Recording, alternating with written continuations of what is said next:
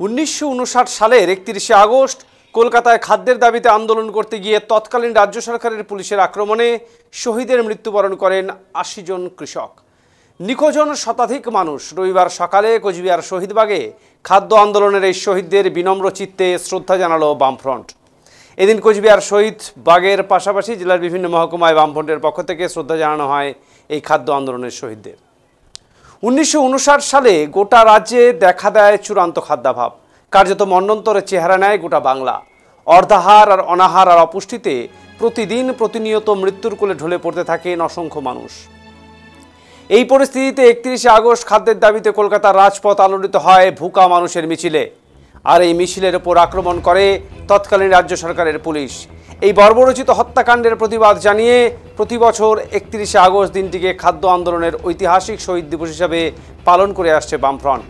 তারই অঙ্গ হিসাবে এদিন কোচবিহার সাগরদিঘি চত্বরে পঞ্চশহীদ বেদিতে মালা দিয়ে খাদ্য আন্দোলনের শহীদদের শ্রদ্ধা জানালেন জেলা বামফ্রন্টের নেতাকর্মীরা।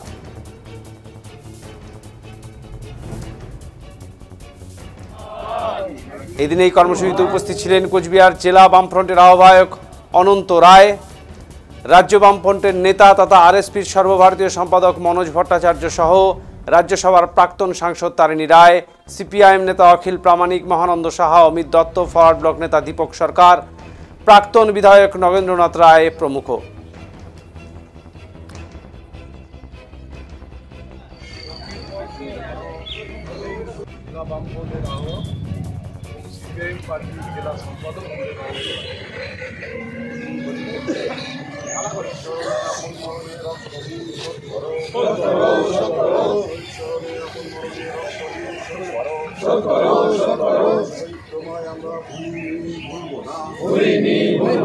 শহীদদের শ্রদ্ধা জানাবেন রাজ্য বামফ্রন্টের নেতৃত্ব এবং আরএসপির সর্বভারতীয় সম্পাদক কমরেড মনোজ ভট্টাচার্য।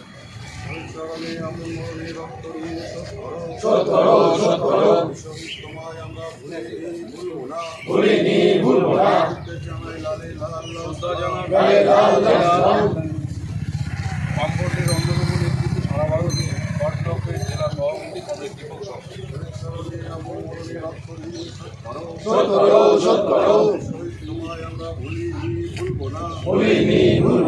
শ্রদ্ধা জানাবেন জেলা বামফ্রন্টের প্রবীণ নেতৃত্ব কমরেড তারিণী রায়।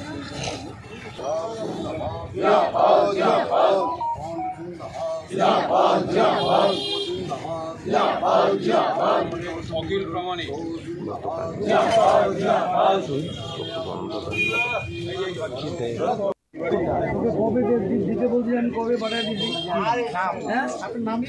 কলকাতায় এখন যেদিকে এক্সপ্ল্যানেড ইস্ট বলা হয়, ধর্মতলা পূর্ব বলা হয়, এখন না তখন বলা হতো, এখন সেটাকে বলা হয় সিধু কানু ডহর। বামফ্রন্ট সরকার আসার পরে সেখানে গ্রাম থেকে মানুষ, দুর্ভিক্ষ পীড়িত মানুষ যারা খেতে পাচ্ছেন না, তারা এসেছিলেন কলকাতায় তাদের খাদ্যের দাবিতে।